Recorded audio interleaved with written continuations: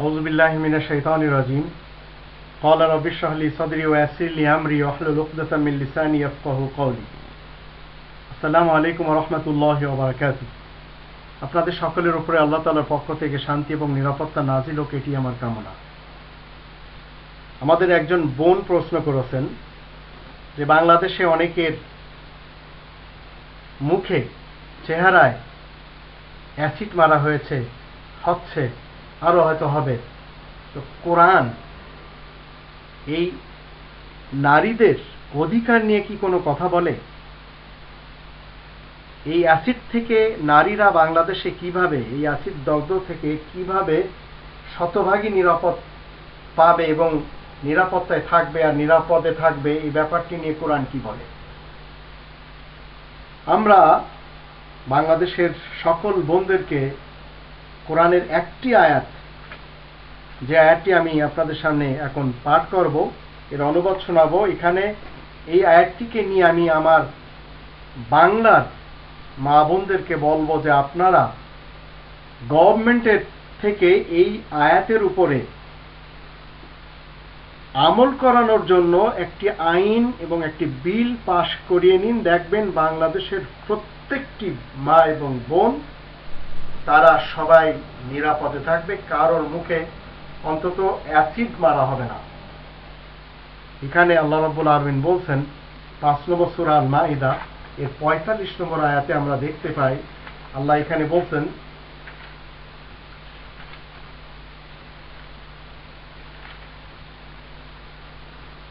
ওয়া কাতাবনা আলাইহিম, মানব সমাজের জন্য আল্লাহ তাআলা একটি আইন তৈরি করেছেন।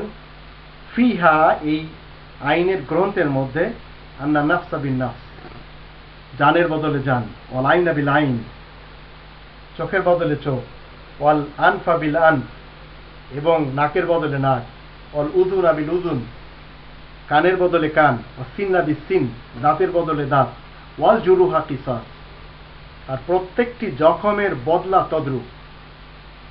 ফামান তাসাদ্দাকা বিহি ফাহুয়া কাফারাতুল্লাহ, কেউ যদি মাফ করে দিতে চায় তাহলে আল্লাহ বলছেন সেটা তার জন্য কাফারা হিসাবে গণ্য হবে। ওমান লাম ইয়াহকুম বিমা আনজালাল্লাহু ফাউলাইকা হুমুজ জালিমুন, যারা আল্লাহ তাআলার বিধান মোতাবেক ফয়সালা করতে চায় না, তারাই আল্লাহ বলছেন যে তারা দুর্নীতিবাজ, দুর্নীতি পরায়ণ, দুষ্কৃতিকারী, ভ্রষ্টাচার এবং জালিম শাসক। আমাদের দেশের বোনেরা যদি এই আয়াতটি নিয়ে গভর্নমেন্টের কাছ থেকে একটি আইন পাশ করে যে একটি বোনের মুখে অ্যাসিড নিক্ষেপ করা হচ্ছে, এর প্রতি উত্তরে যে নিক্ষেপ করছে তার মুখে অ্যাসিড নিক্ষেপ করতে হবে, আপনি বিশ্বাস করেন এই আয়াতটির উপরে যদি গোটা বিশ্ব আমল করে, শান্তির পৃথিবী। আমাদের দেশ যদি করে, শান্তির দেশ। আমাদের বোনদের আমি বলবো, কোরআন এভাবে আপনাদের অধিকার প্রতিষ্ঠিত করতে চায়।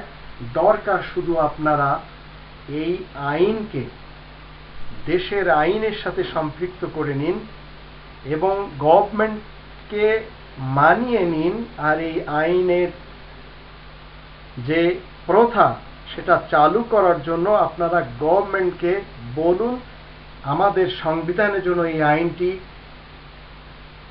সংযোজন করা হয়। তাহলে দেখবেন আপনাদের এই দেশে অন্তত কেউ কখনো কল্পনাও করবে না যে আপনাদের চেহারাতে অ্যাসিড মারবে এবং অ্যাসিড মেরে আপনাদের চেহারাকে ঝলসে দেবে। আল্লাহ তাআলার ফয়সালা। আমি আমার বোনদেরকে বলবো, অন্তত আপনারা এখন আমাদের দেশে নেত্রী আমাদের বোন, আপনারা সবাই মিলে তার কাছে এই আবদারটি রাখুন।